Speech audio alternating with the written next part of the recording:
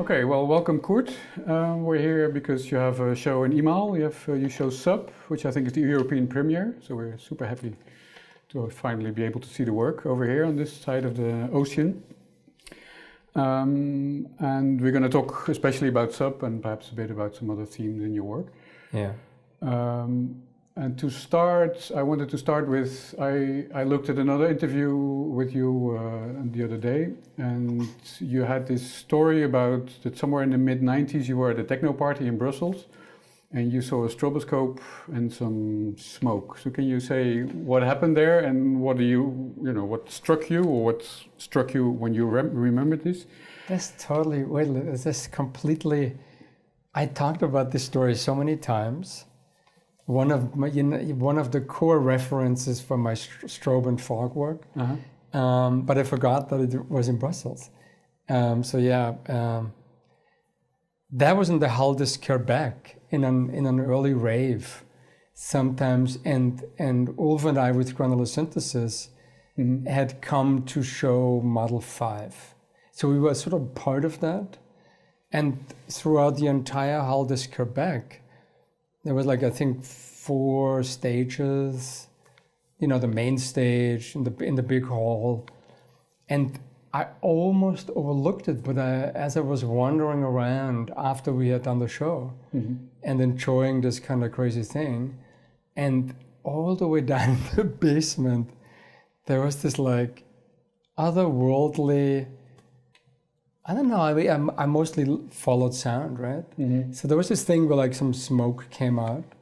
So I walk in there and it was thick with fog and it's just like light. It was very barren. It's just like, but it was techno, minimal techno. I remember hardcore techno.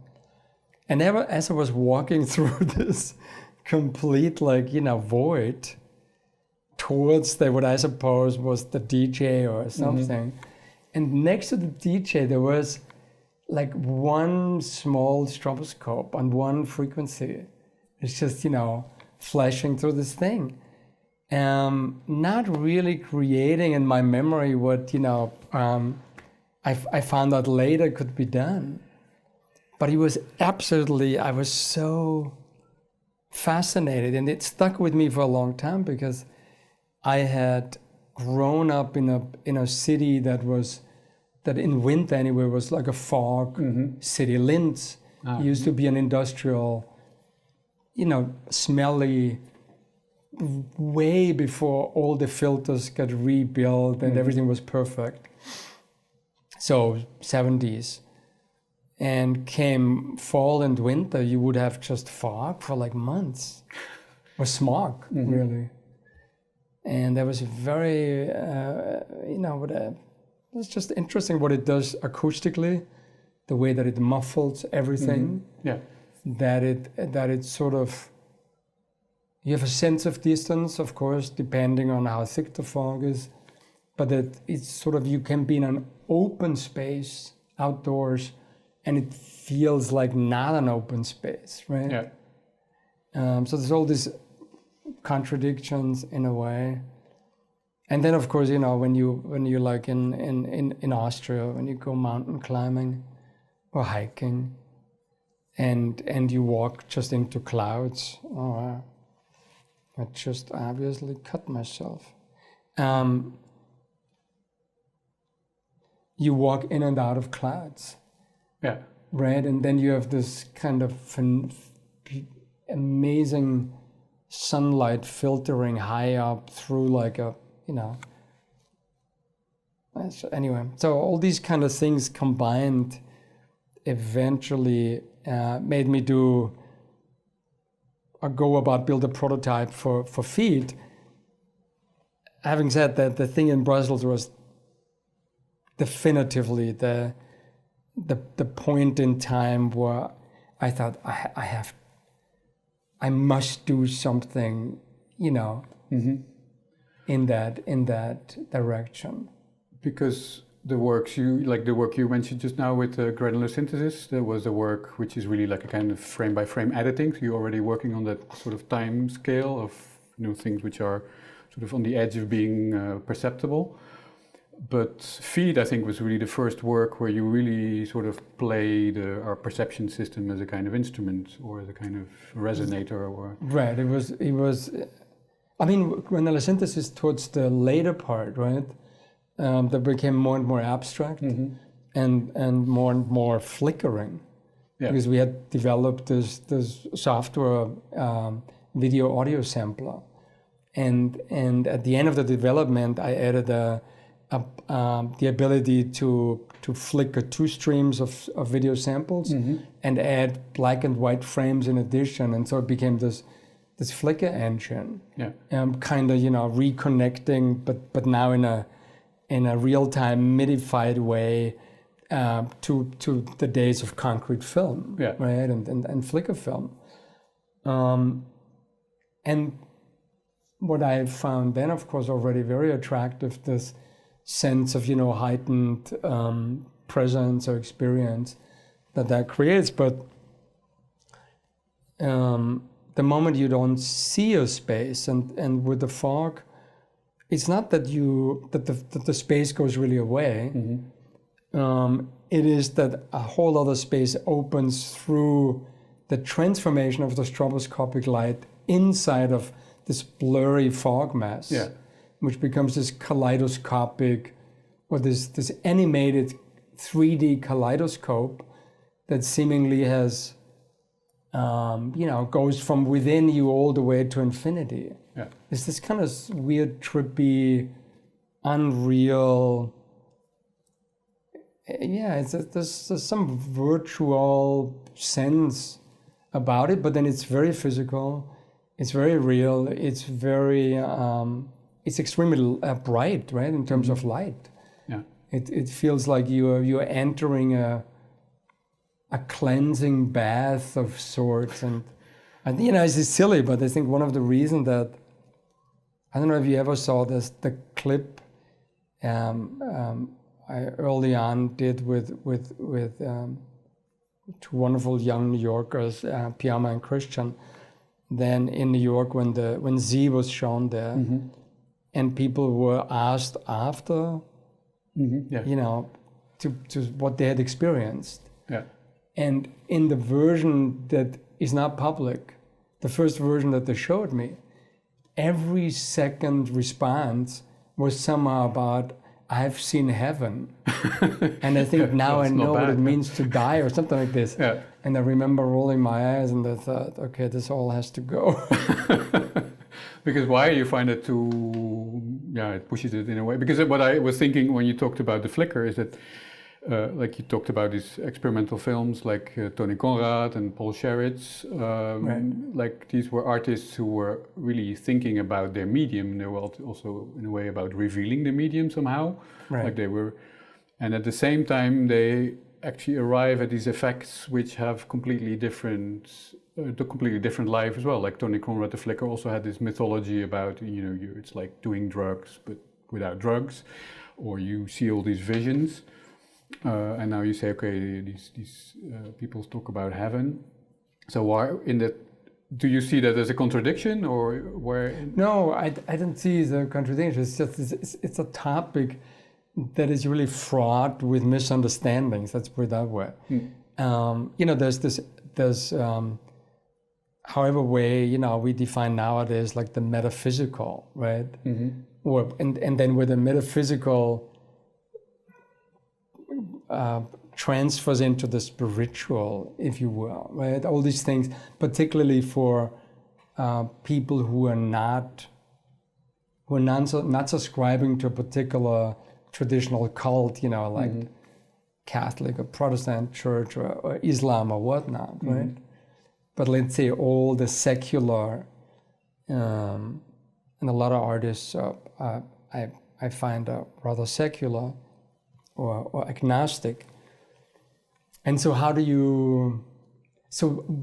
when you experience a sense of sublime joy,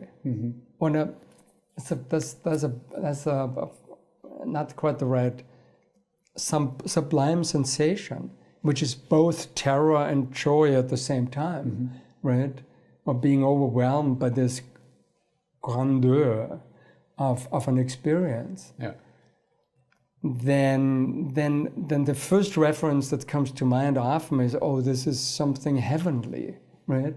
Or outside of my own control and reach.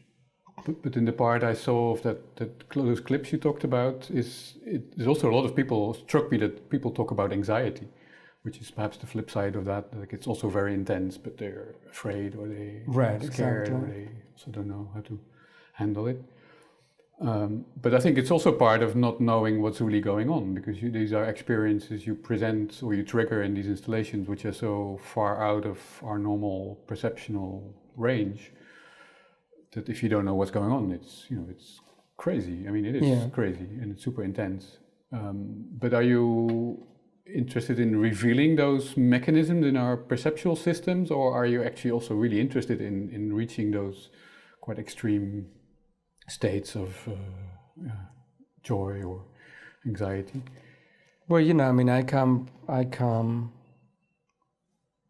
from the post-hippie generation, just by a few years, but still.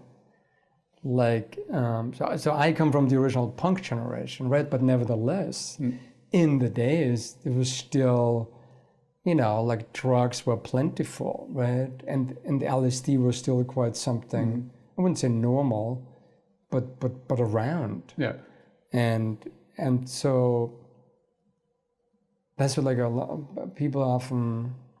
So yeah, I'm definitely interested because it's so bound to ideas or concepts of human perception, right? Which is still like an ongoing research, right? And it's really, if anything, it's more complex than anybody ever thought. But like, let's say, if you take LSD it is one scary proposition, right? If you have never done that before. And first of all, even if you've done it a couple of times, you never really quite know what happens. And it will sort of unblock, in the positive and the negative, things in your psyche and in your being. So that's something that is completely flies in the face of what we nowadays sort of have gotten completely used to, like to be properly cared for, in control, and there's all these safety protocols. This goes against any idea of safety protocols, and then so I think for me it's less.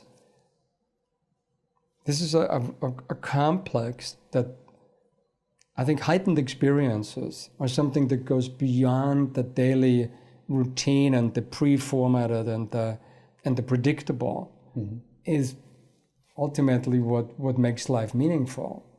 Right? Like emotional, intense moments. Like, if you fall in love, or just name it, anything. And they're always scary. There's always this element of risk, and if you don't make yourself take a leap, then it's not going to happen. That you will never experience that.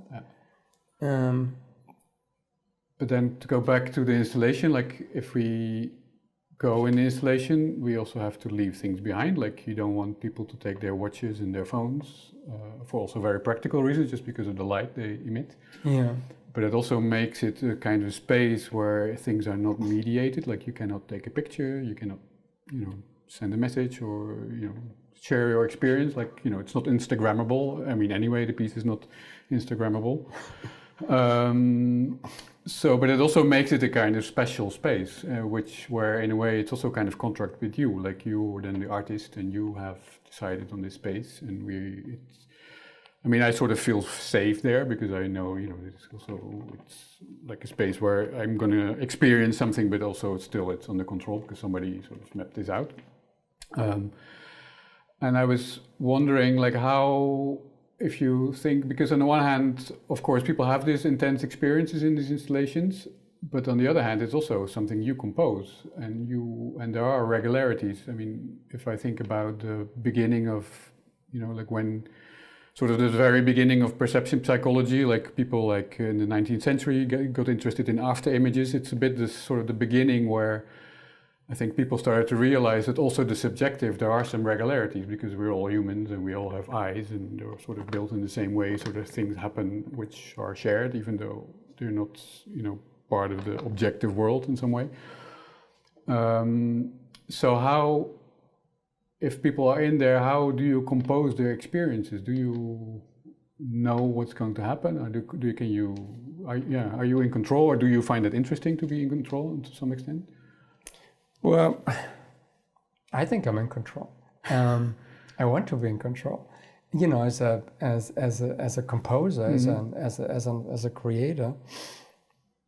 But at the same time, these types of works really do not come to life without then people obviously entering and experiencing them from their own particular positions and perspectives. So, and it's interesting, with the after images. You're right. So I'm back to the 19th century in a way, because sub is really, visually speaking, a drama about, I call it like an ADD piece, because things are fleeing. Everything is eternally fleeing.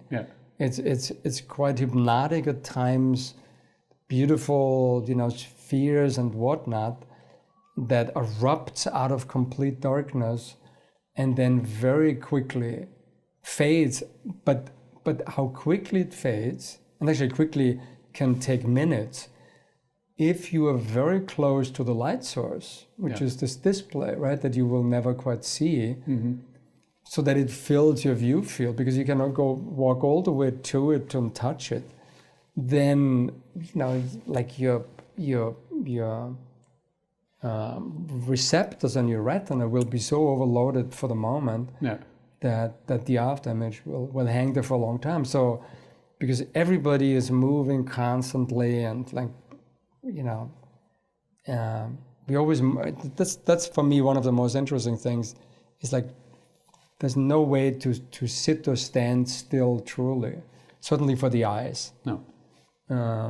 And so everybody always moving and scanning. And so for instance, some people in, of course, sub and soul, which I find is a really benign work after the initial trepidation of stepping into darkness, right? Because like really unadulterated pure darkness, which is sort of hard to accomplish. And so you have to get used to that, to not see. But then after like a couple of minutes, when you realize, every so often there's a flash of light, and then I'll see the space and then know where I am, and then navigate from here to the next flash, right? So it becomes, I find, quite normal, if anything, quite soon. Yeah. And then you focus really on the unfolding composition, audiovisual composition, that has always these moments of animated flash animations, if you will, bursts of light, and then they transform into these after images. And for me, the interesting part is that, first of all, it's also about memory partially, because you see things, but obviously it's already in the past, right? So the question is, but I always remember that, I don't know whether you remember, it's like, you ever read about, there's a very tiny window we consider as the presence, right? Before it becomes the past. And so Sub or Soul also kind of looks into that a little bit, because, for instance, the light that comes off will illuminate the architecture. And I really look forward to iMal, because there's so many columns. So the columns will figure very prominently in the after images. And so you see the architecture, so you think, I see the space, but it's like you don't really see the space, because you're already looking elsewhere and whatnot. So it's a charade in many ways. But to come back to these after images and how you compose them, because in a way, like, you're so experienced now in working with these after images and looking at these kind of works, like, you have a very specialized perception of these things, because you know what's going on really, and you've seen this very often before, like, all the different phenomena. So in a way, you're your worst guinea pig also, like, you're the worst reference as an audience. Yeah, that's so do you play, but on the other hand, you have experience with, also performing, so you probably also have seen audience reactions, like plenty of audience reactions. So who do you have in mind when you compose these things? Do you work, or do you even test it on people or how does that work in a very practical way? Well, look, this is the always embarrassing part, because I compose for myself. So, I mean, in the end, and I think in the end every artist does. It's like, what I'm saying is, if I get excited about something, right, and I feel like good about something that I'm making, then my experience tells me then it has a chance to trigger excitement in other people. If if I'm rolling my eyes and I'm sort of frustrated, not the best. Or I have never found a meaning in trying to figure out what people might like, especially in installations like these, that before you start doing them, everybody tells you, you shouldn't do that, and this is crazy. Like we haven't even talked about this, but to come back to public safety protocols, right? Like, so you cannot create in public spaces complete darkness. It's forbidden for obvious reasons. And things like that, Must have these emergency exit signs. Like even a really decent exit sign that, that is within means of light diffusion is like a mini sun in a dark space. So it would be meaningless. Yeah, sure. And so what I found early on that and this totally depends from place to place. Like, for instance, Mana Contemporary, the private, museum in New York, there's just like an owner, right? Yeah, so you can do whatever. Who just says at some point, we'll don't worry, we'll do it. Just cover the exit sign, and so, but cover it so that if we have a control, we can just take it off and then later put it back on. Something like this. Yeah. Very pragmatic. And then there's other places like Berlin at the premiere in 2017. There's a huge parallel project. Like there's an architect is hired, and the architect like makes a plan, suggests to the city commission how this could be done, and in the end of it, because there was existing exit lights, to turn them off or to cover them is incriminating, right? Yeah. You would be against the law. So the suggestion of this architect was, okay, so we make a new special temporary system, new exit lights. And then there's 2 big buttons, on-off buttons, on each of the entrances, like the main entrance and the emergency entrance, with 2 real people. So they had to hire 2 staff people. And they're there and they do nothing, but if something should happen, they will hit the button and then the thing will go on. And it has to be 2 because one could die or be whatever. A backup.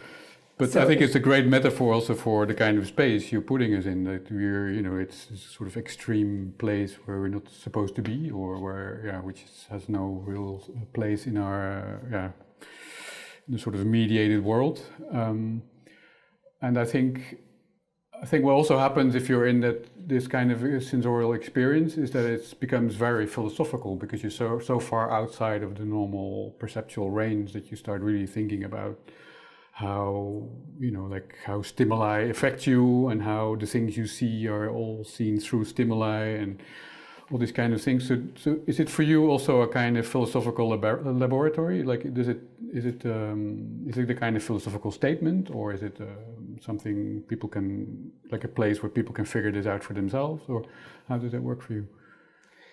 I think it's an introspective environment by nature. Like philosophical, you cannot say this as an artist, I find. I say this is a philosophical installation. But I mean, I think to a good amount,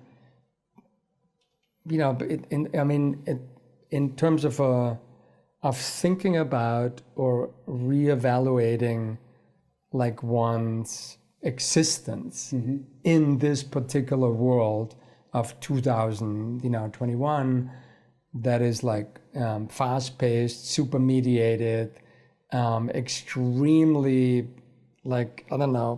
filled with stimuli, right? So here and that you have to come back to that you are forced, which people really feel they're forced, if they want to enter, to drop off their phones or their personal devices, which make a lot of light.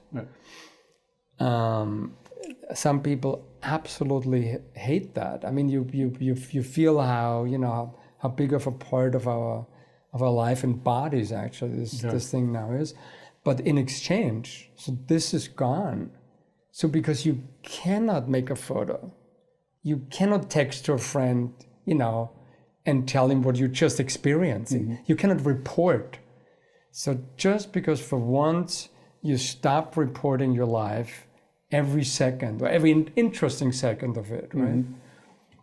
And that opens up, I would say actually a time machine, if you will, at the minimum. Yeah. And so you know, for the time being, you're there and you're with yourself. That's just this other thing, even if you're with people. But so yeah, for me, this is something that I find increasingly attractive. One of the reasons why I do this, or you know, like also where I love to garden. I mean, it's kind of things that are not, I don't know, connected. Well, they're very much connected in other ways, right? Exactly. Yeah. And I think perhaps as a kind of last question, like what I find super interesting about, like I remember the experience I had in 𝐶 is that you have images which really become spatial also. Like images or you know, visual impressions we see are always linked to an object, and if it's a screen, it's a surface or something. And in 𝐶, what I found really very special is that these, you know, they seem to be really in the space, like in the fog, and in that sense they become like sound, or they become a bit like this kind of tones you can hear in your ears, like they're very, it becomes really similar to that. And how is that in Sol and Sub? Is that for you also still, is there this direct link with the sound? Because I also remember before that you said that with these screen works that you were a bit frustrated that all these images were on the walls all the time and not in the space. But how is it with Sol and Sub? How is that work? Yeah, it's definitely synchronized to sound, loosely. I mean, there's certain aspects of sound that really connect to the light events, and or you know, express each other.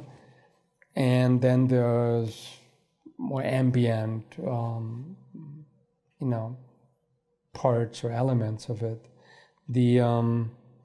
The light and I mean, this is something that is a step back, I would say, because like the three-dimensionality, the spatiality of images in these stroboscopic fog works is really something else, right? It's really just quite mesmerizing.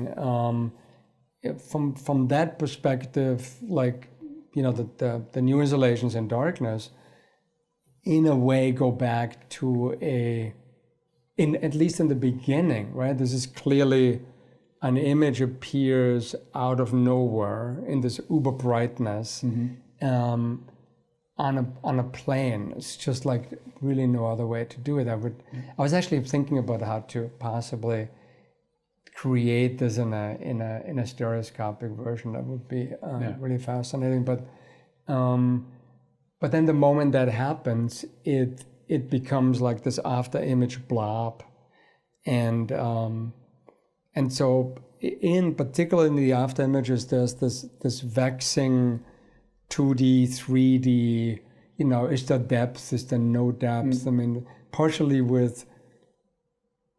I think the biggest difference anyway to 𝐶 and 𝐵 is that it's these things are so bright.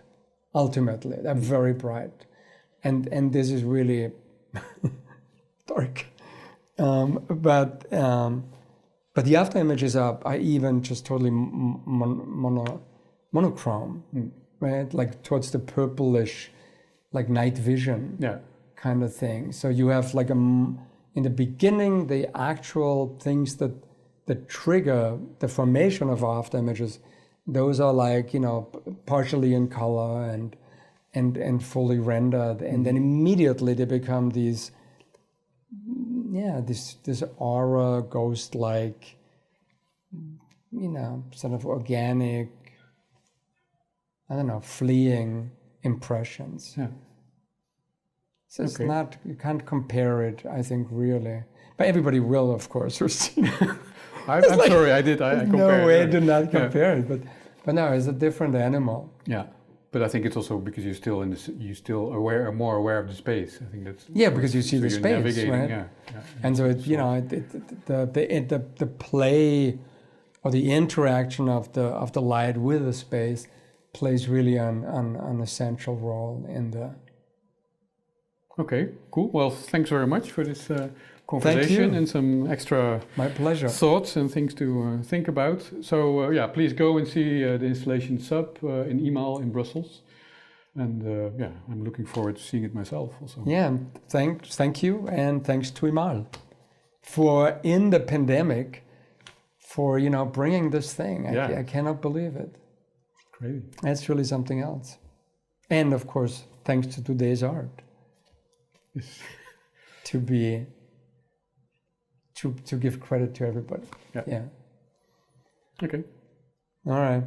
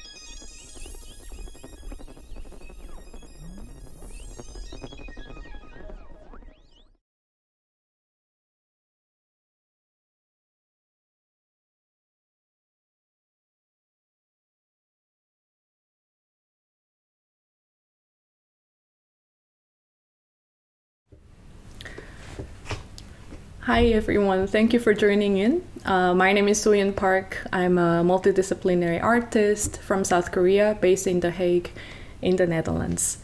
When I first got invited to TodaysArt to give a little lecture, I immediately thought of the times that I worked with Douwe Dijkstra, a filmmaker based in Zwolle, in the Netherlands.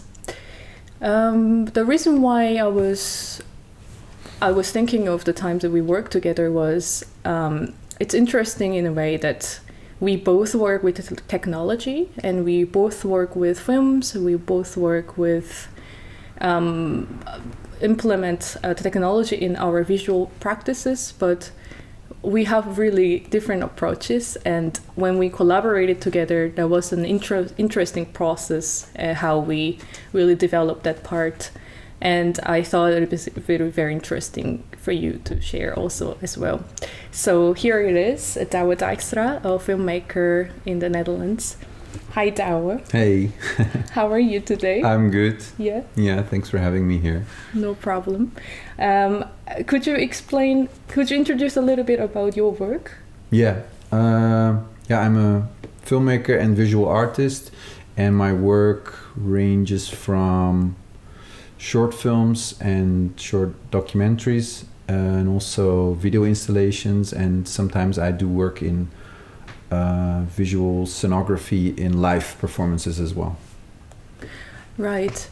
If I also mentioned how I work as well, so I work a lot with technology So I make films like audiovisual films, but also web projects that I use data scraping and using these web tools. And I often collaborate a lot with sound artists. So the reason why I asked Douwe to work with me was actually last year I was looking for internship places because I studied in the Royal Academy of Art in The Hague. And I looked at Douwe's work and I got really fascinated by how he goes back and forth from this deep physical world to the digital. And often he combines together in a very creative way. So I thought it was fascinating for me because I often get stuck in the screen very much. And that is my main practice. Most of the time it comes out as a screen-based work. But also I was really curious about how he works with these hands-on experiences. And he works with like little models and then he films it and then combined with just like traditional filmmaking videos. And it was very fascinating for me and I really wanted to learn that. So I asked Douwe at the time, I want to work with you, and he said, yeah.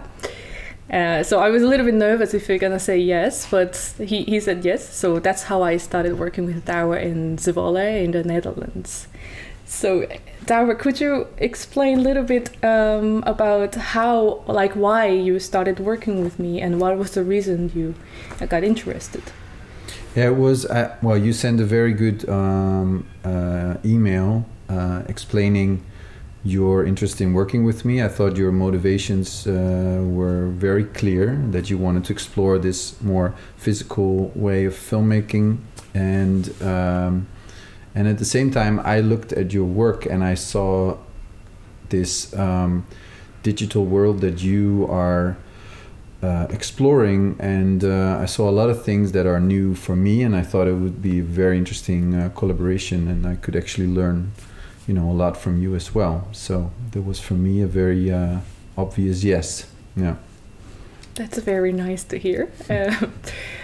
Do you remember any specific part that you were curious about in terms of like the implementation of technology or something like that? Yeah, because I was starting to work. I was just starting to work on a theater show of Nienke Laverman, a Dutch singer, which is the project that you collaborated on with me. And so in your work, there's a lot of audio responsive technologies that you use, or audio responsiveness that you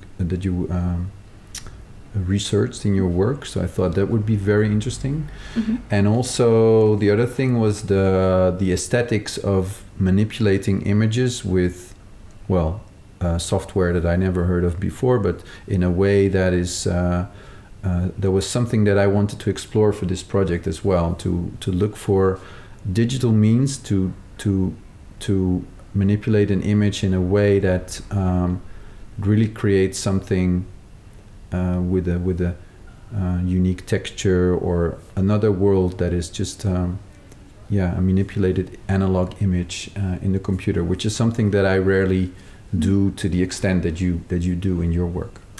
So how do you normally work if you just think of how you've been working so far with your films? Yeah, so I don't consider my work very technological. Mm-hmm. I tend to use, I think, very basic tools that return many times, and most of them have to do with compositing. So putting together different parts that I collect while filming. So a lot of the stuff that I use, a lot of the images that I use is filmed footage of people or objects. Mm-hmm.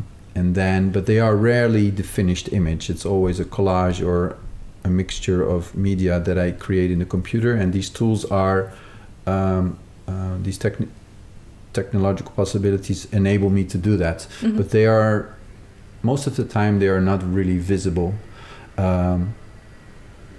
which changed a bit in my recent work. Mm-hmm. I can explain more about that later, but I think most of the time it's kind of I stick to a number of tools and I don't explore that much in the computer. My experiments and exploration happens in the real world, in the analog world, so to say.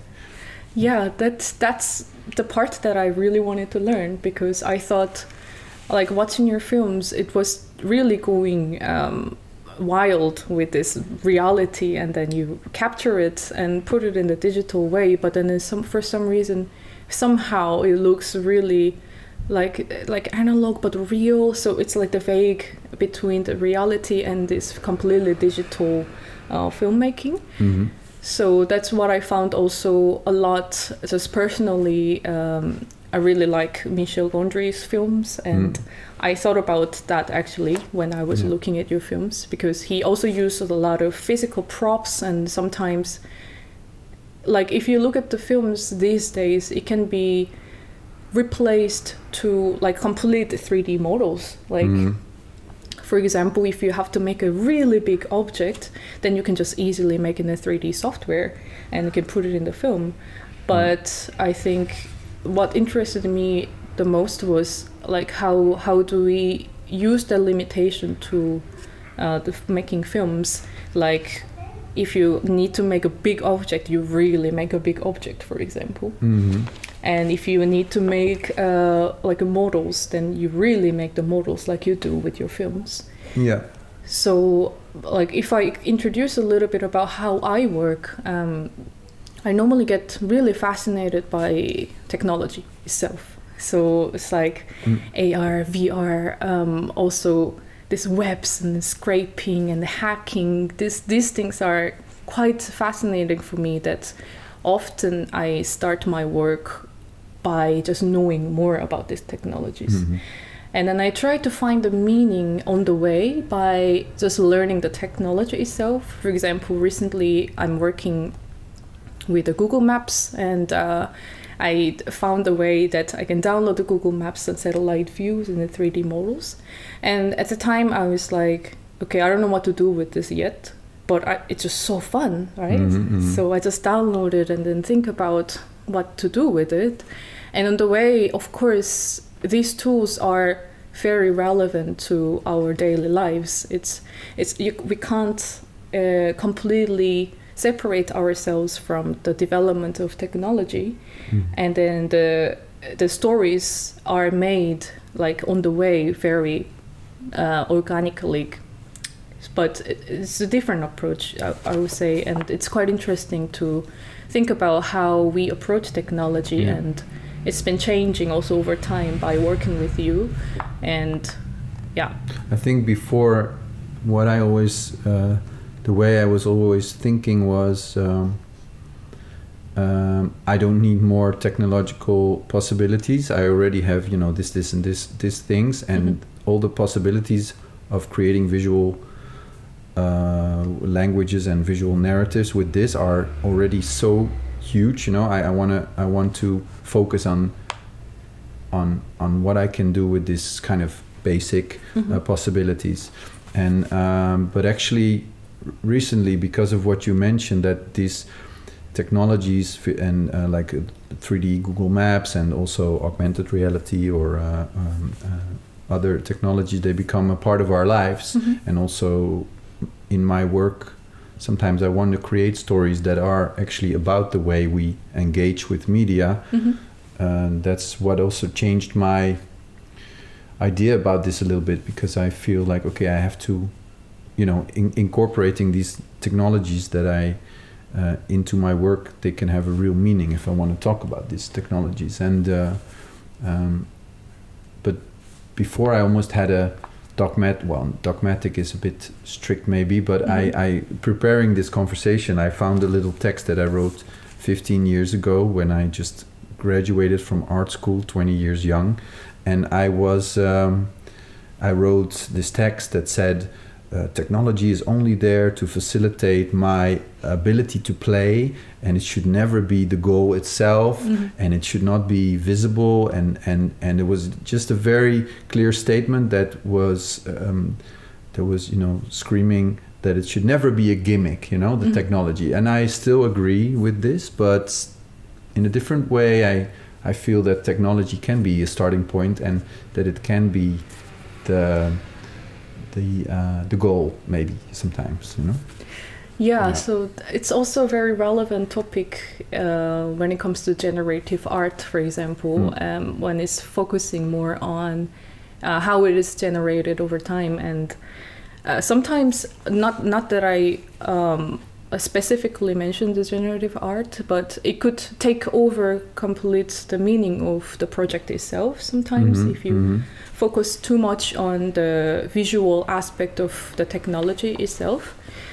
So that's the part that I am also a little bit aware, because often I get so excited about how the technology that I'm learning is making the visuals, and then often get lost, like sometimes like, oh, so what do I want to talk about with this? And that part should be explored meaningfully. That's what I'm trying to do as well.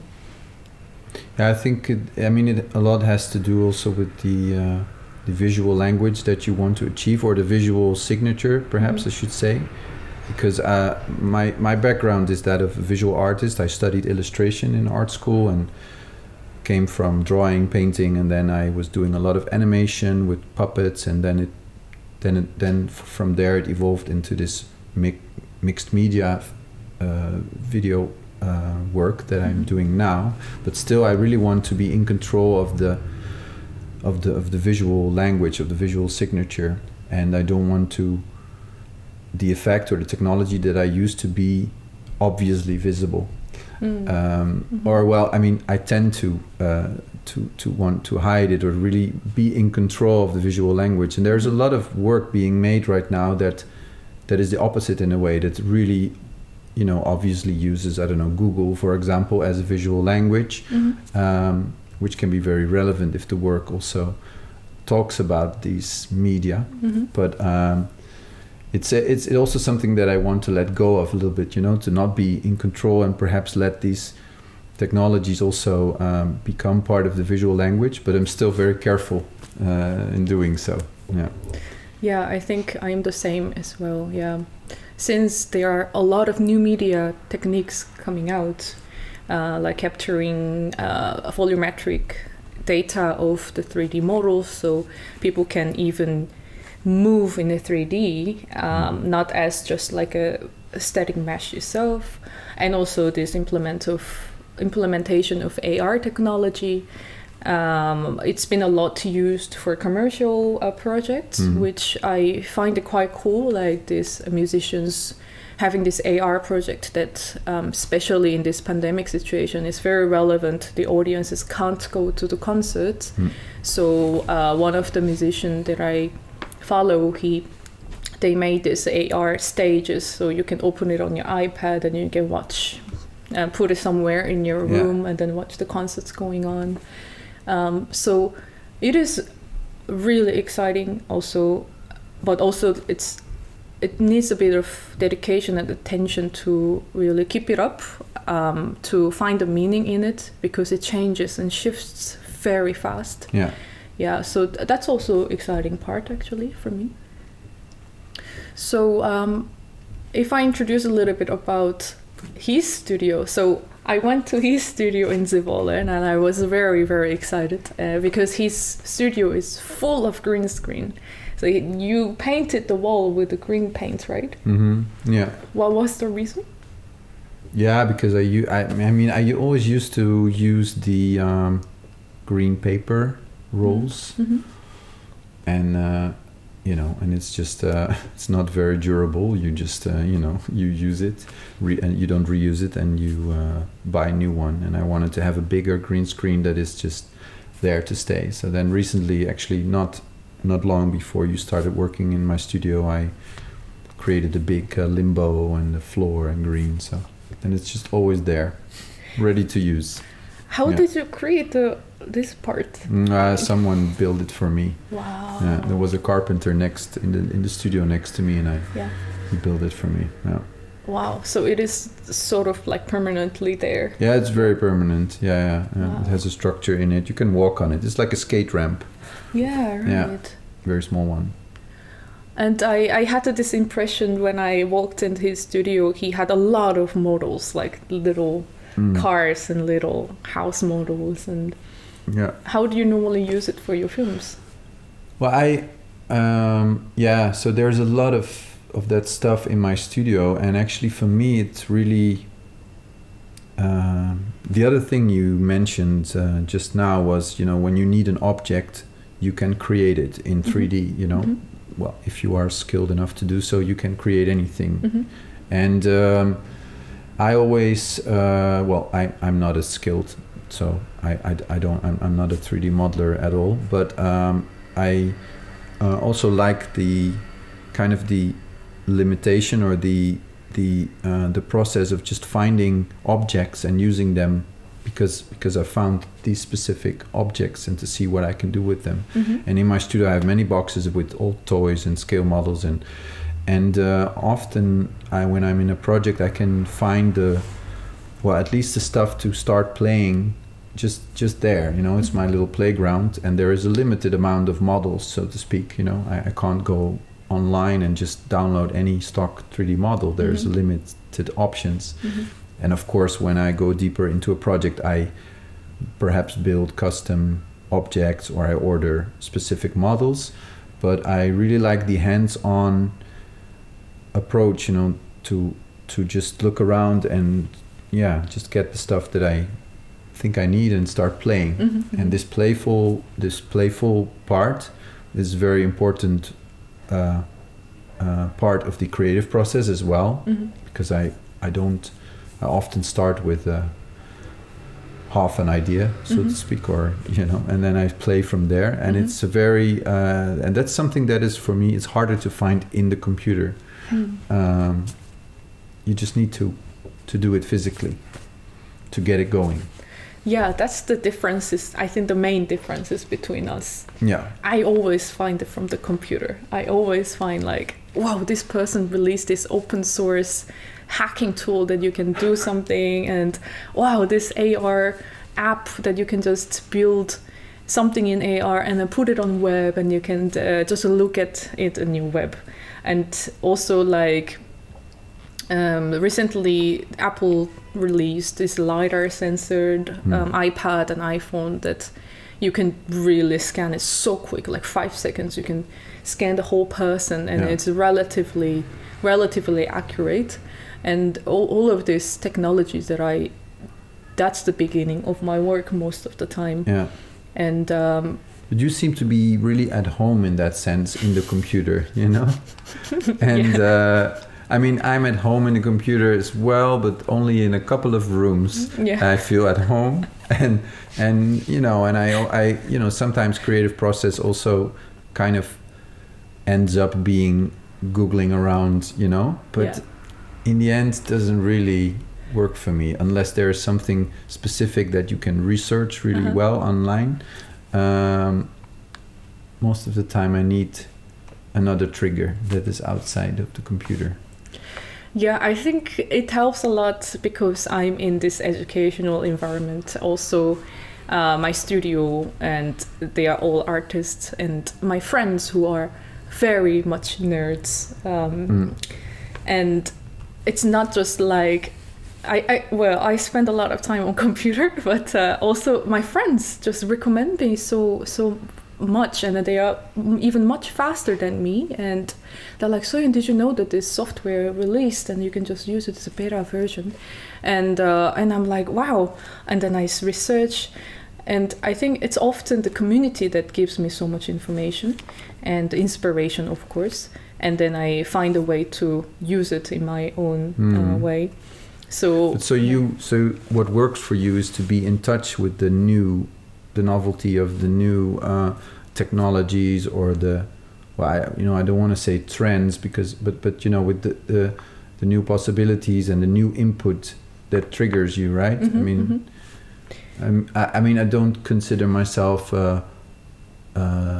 to be an artist who is, you know, working in his studio with the doors closed, but also I just sometimes want to explore something in a more limited space with some ingredients and toys, so to speak, opposed to even wanting to know about, oh, this is also possible, and I'm like, it's because it kind of would make me also go, you know, I don't know, would make me nervous, like, oh, I have to include this technology, or, you know, if I should really get it going with AR, because otherwise I'm really old-fashioned. Stay behind, yeah.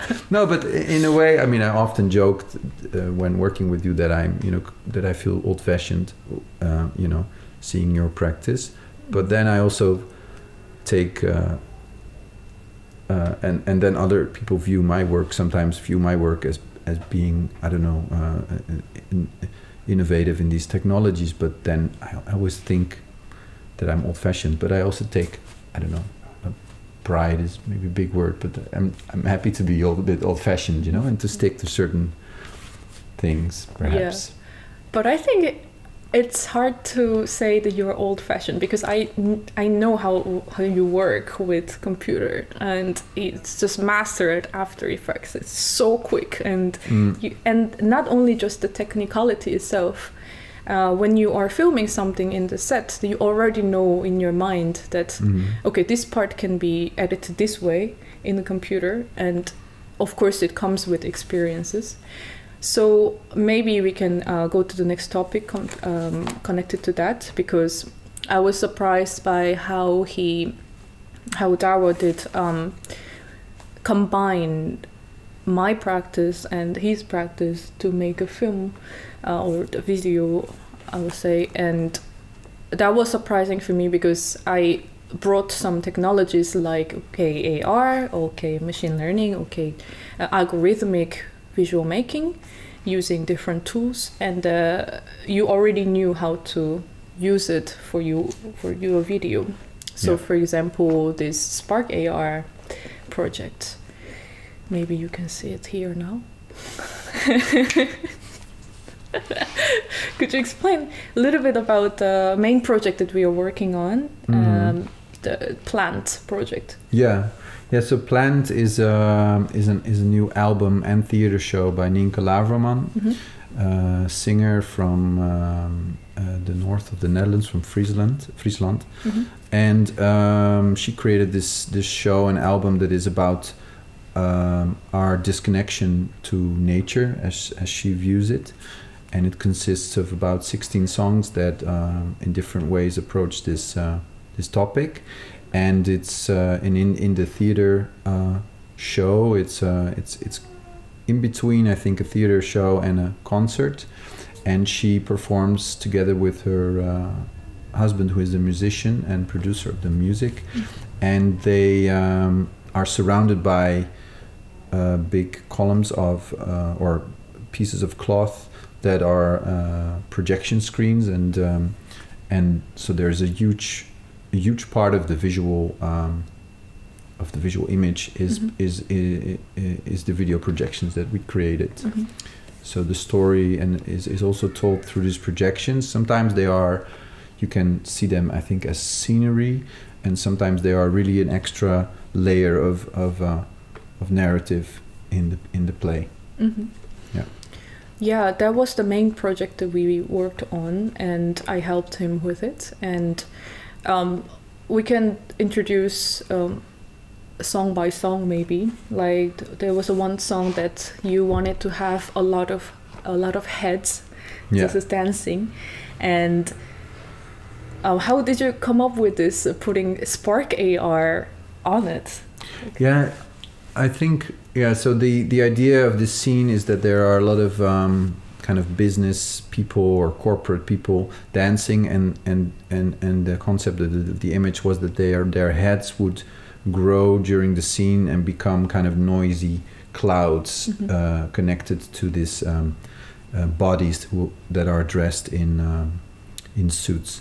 And I recorded a dancer who performed for all the characters, and she had motion tracking points on her head. So in some way I could connect heads to this. And my idea was to film faces with colored light from the side, so a green screen behind, red light from the right, and blue light from the other side, which is a technique we also used for the one of the music videos for �ㄐ𝐴, and which is also something I used with the dancer, and it enables me to animate and change the light later in the computer.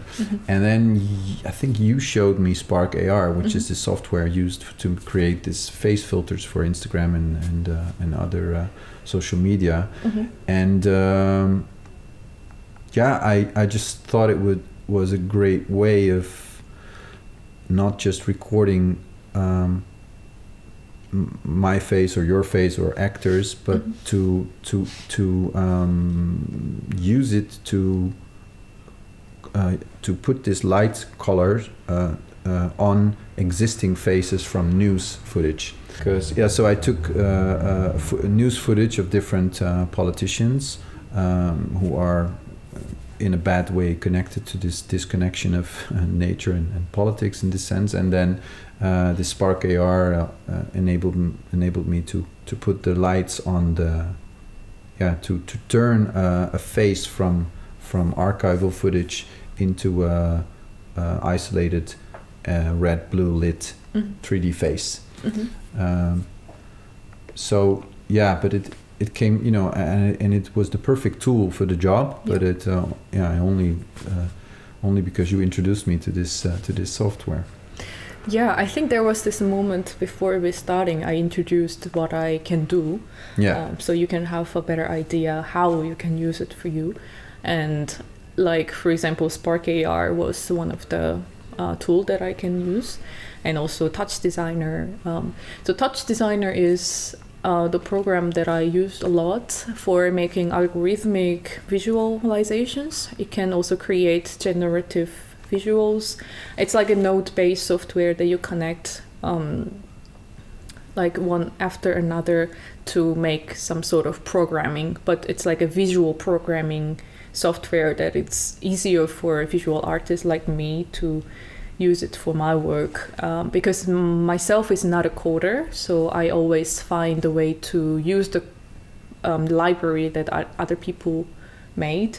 So this tool was perfect for me to make like live visuals, for example. Like, okay, if you have to program set of visuals that you can turn on and off during the live performances, then normally you will go for the software, like show control software, but it doesn't generate the visual itself, so you often use the pre-recorded one that you already have to turn it on and off. But with Touch Designer, I could just generate at a time, and I can manipulate, so the color can change, and it also like how it generates changes. So that was the main tool that I also introduced. Was there any other? These are the most important ones, I think. Right. Well, we can talk a little bit about the use of Cinema 4D as well later. But and what I really like about this software, Touch Designer, is that it's so customizable. It's like you're almost creating your own software within the software. And the thing about technology and effects, for example, in After Effects is, I mean, I use After Effects a lot, and I use it really for compositing layers of different parts that I put together in the computer. But there's also a lot of options, of course, to manipulate images and distort them in different ways.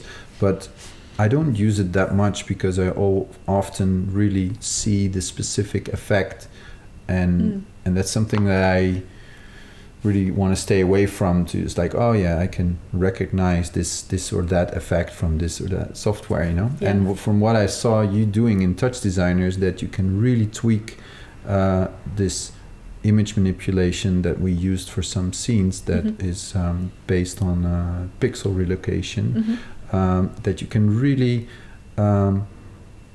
define it to the point where I thought, you know, this is a way of I don't know, of digital painting in a way. Yeah, so Pixel Relocator, the way it works is like this. So there is a video or photo or something.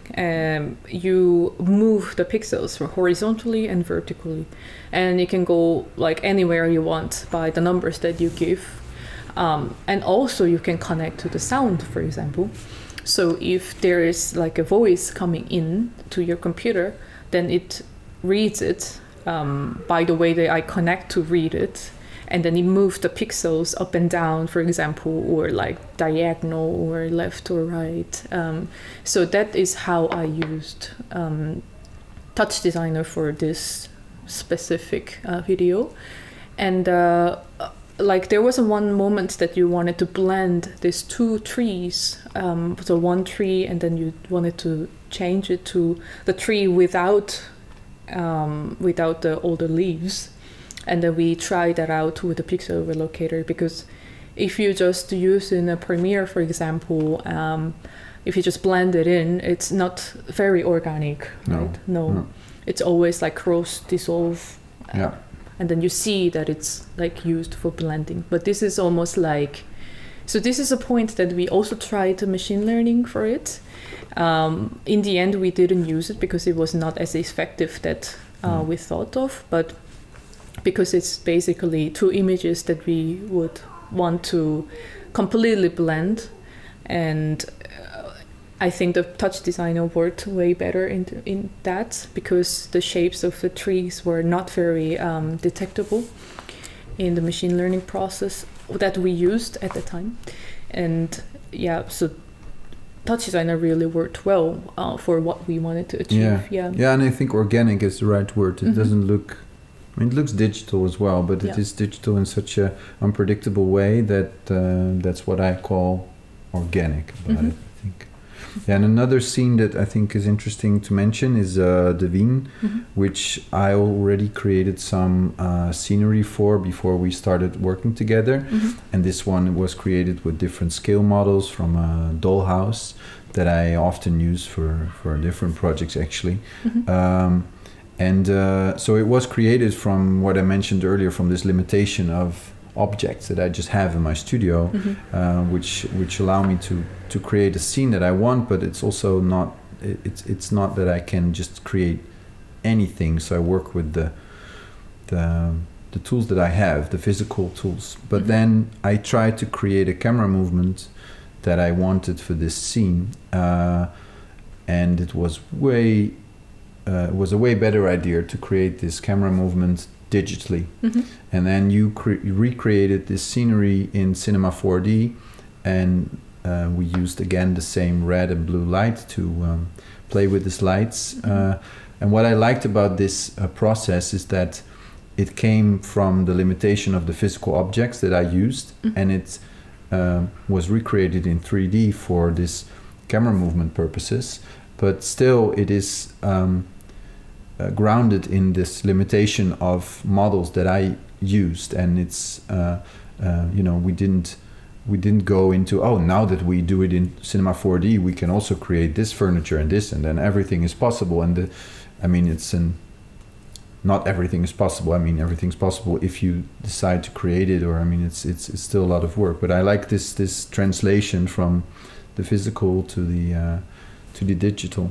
Yeah, I think in a way I also really like working with limitation, because there's unlimited possibilities to work with 3D. Like you mentioned, we could go crazy on it, but then it's easy to also get lost.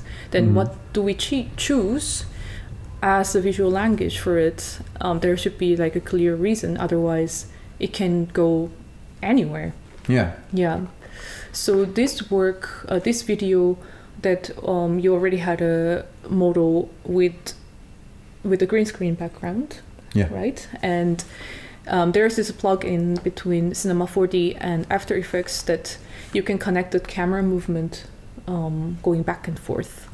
Yeah. So in Cinema 4D, I built the house, like you will see it here, built a house based on his physical models, and then put the camera and like with the camera movement which was read by After Effects. So you can connect to the model image in After Effects. So in the end, it's a combination between the Cinema 4D and After Effects, which went really well, I think. Yeah, I think it worked really well. Yeah. So as a fun example, I 3D scanned the studio in The Hague. I'm part of the studio called Trixie, and I have a little studio with my desks and furnitures. And I brought it to Douwe. Oh, look at this! It's a new LiDAR sensor that the iPad is built in, and it's my studio. Look at this! And he got it, and like, whoa! You can just scan it so quick. And then on the day, we just basically made the video whole day, like just having fun. Yeah. So he suggested to put my video in the 3D studio that I scanned. Yeah, well, I suggested to film you on the green screen in my studio. Right. And then with the camera movement, and then put you into your studio in The Hague while being in Zwolle. And then we used the camera movement from the real camera in Zwolle as a movement through the digital model of your 3D scanned studio in The Hague. I mean, sounds way more complicated than necessary. Yeah. But you can just see it in the video. Yeah, you can just see it in the video, in the background. Yeah. Okay, so it was in total around like 4 months of working together. I'm curious how it changed or how it influenced you. Well, it did in some ways, and definitely more curious to use some of these techniques myself, and also the collaborative part, because often I work as a kind of a one-man band, and that's something that is very dear to me because of the creative process that I try to get into. But this kind of exchange of different techniques, the way we managed to do was, I think, it's very inspiring. I think I can imagine better now ways to ask someone else who is familiar with 3D scanning or 3D motion face tracking or things like that, and to collaborate or to incorporate it into my projects. And something else is definitely the effects and the way of image manipulation in Touch Designer, because what I wanted in Plant was to use footage from, for example, a forest, but to just have a translation, to not have the real, just a video of a forest, being as straightforward as it is, but to have a translation that it would still be something organic or maybe even recognizable as a forest, but that it would be a different world. And I think I saw, that is something I would always, I think, go into recreating this in a physical sense, but now I can also see ways to use the physical recording or the real recording of something and manipulating it and then achieving this visual language inside of the computer. Mm-hmm. And also that these experiments are possible. Mm-hmm. Yeah, it is cool that you already have so much experience in filmmaking and your tools that you have right now. So if there's something new comes up, how to use it already. Like you have these ideas, I think, popping up like, oh, maybe I can use it in a way like this and like that. Yeah, I think this is also something that, it's always, before it also sometimes it bothered me to learn new, very technical software, and I don't want to get into it that much, but it is true that it is very you can incorporate it into the way I play with images and different techniques very quickly. You can use it, I think, and that is a good motivation to get into some of these programs myself. Yeah, for sure. Yeah. For me, for some reason, I think I was always a little bit scared of making things myself with my hands. Although I studied printmaking for my first bachelor in South Korea, so I had to get hand-on all the time. But also I didn't really like how my department at the time was pushing me towards the mastering and some sort of tools, because I am very curious about so many other tools. The printmaking, traditionally, you have to really practice over and over in a certain, to be a master to a certain practice. So I think I got a little bit scared of making things by hand and like taking films with the camera outside. But like for me, it was always like, I can make it in a 3D. I can just create these virtual images. And that made me a bit stuck in my own screen. And that's a different experience. When you conceptually approach something, the sensory experience really changed a lot to the different directions, I think. Like if I pushed myself a little bit more to get out and like smell and touch and make things with hands, on the way, like a lot of thoughts change. Yeah, right? Yeah. It really stimulates some part of our creativity, I think. So that's the part that it changed me quite a lot. I think I am more comfortable now because watching you doing it, and you just start doing things without thinking much, and then you find the meaning on the way, and that approach that I didn't realize beforehand. So I think the representation in general is important, right? You watch people doing stuff and like you get the courage to do it yourself. Yeah.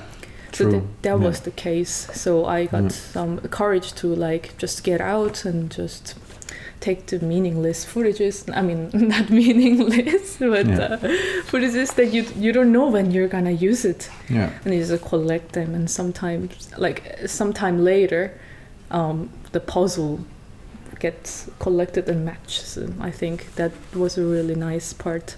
Also, the beauty of editing that I learned from you. Yeah, like how to have different footages to make a narrative, how to connect them by observing the movement of the footage, to connect them to the next footage. So that was like technically also very insightful for me to learn.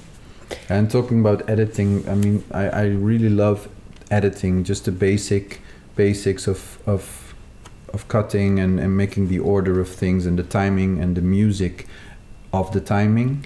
And I think that it is a good example of where technology is just very basic. I mean, of course, editing is more than just the cutting, and you can do different transitions or cross-fading or whatever, but it's in a way it's very basic, the tools that you have, and then what you can do with these tools is endlessly interesting, and the possibilities are endless, and it's just about looking at the footage. And that's what I really like about it, is that I mean, I also like the more complicated technology that is there, but just with editing, it's one of the few technical things that I do that are just, it's very, it's very basic. You can explain the technological part of it, you can explain it in half an hour, but then what you can do with it and how you can become, make a good edit, it's it's a long study in a way. Yeah, so watching you working on videos, that I thought half of the work is editing. Actually, it's very important in filmmaking. Yeah, very, very important. So our talk is almost heading to the end. I would like to ask you, what excites you the most right now for the future? So what is your future project that you're excited right now? Yeah, I am very excited about the project I'm working on now, which is a documentary that I'm making about my studio neighbor, who is a man with a very interesting life story.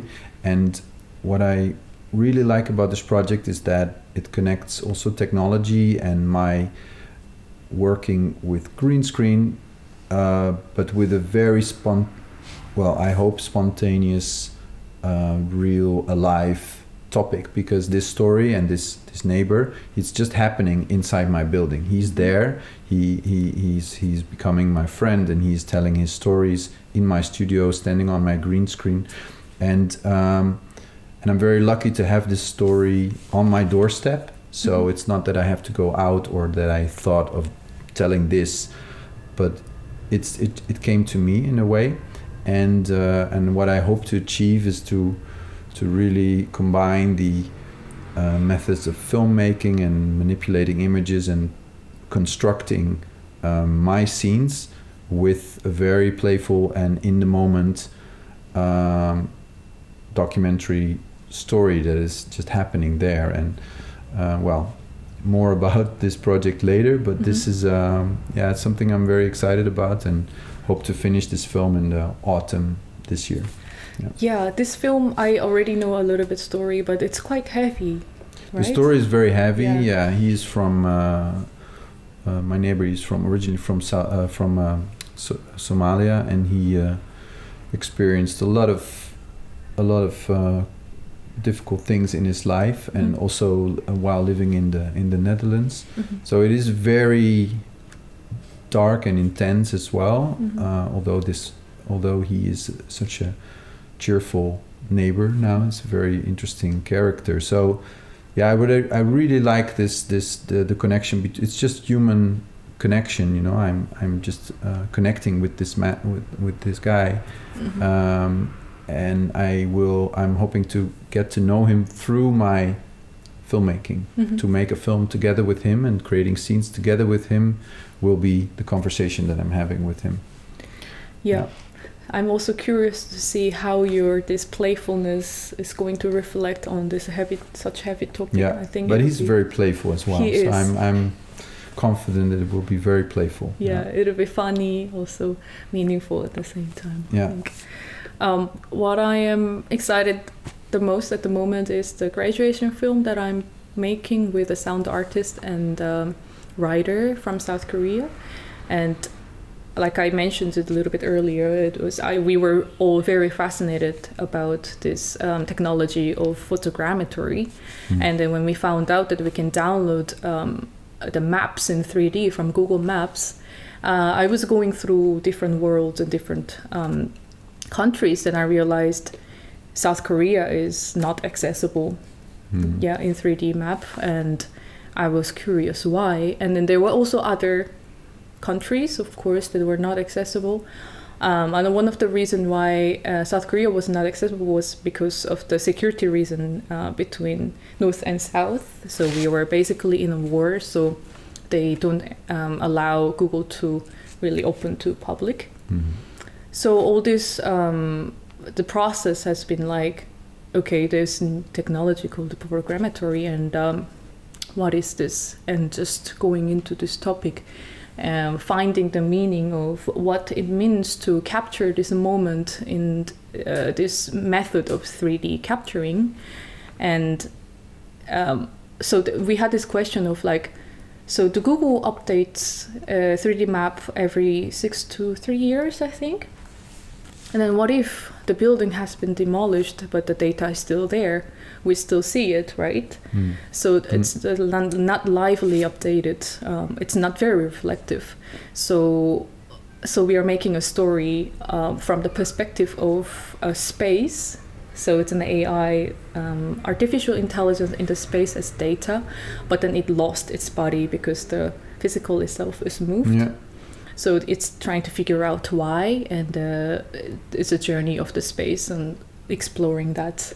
So it's basically just data ghost living there. So we're trying to connect to the actual world, the discourses we live in, and this fragile digital data and all this stuff. That's what it's exciting me the most. Very interesting. First time I hear so much about it. Oh, Sounds really good. Thank you. Looking forward to see it. Yeah, me too. And then you are going to Brazil, maybe? Perhaps. Yeah. I made a film there that I forgot to talk about, but I would love to go back and spend some time there.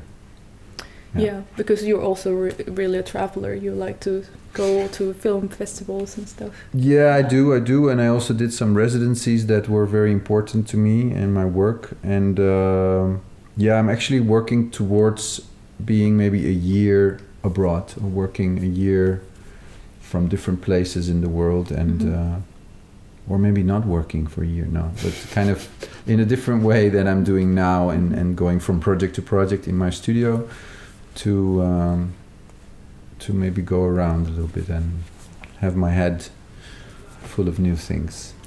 Yeah, I'm looking forward to my Korean trip as well, because I haven't been there for like 2.5 years or now, something like that. So I'm excited to meet my family and eat Korean food and just enjoy maybe being surrounded by my community. In the post-lockdown world that we are hopefully getting to very soon. Yeah, hopefully.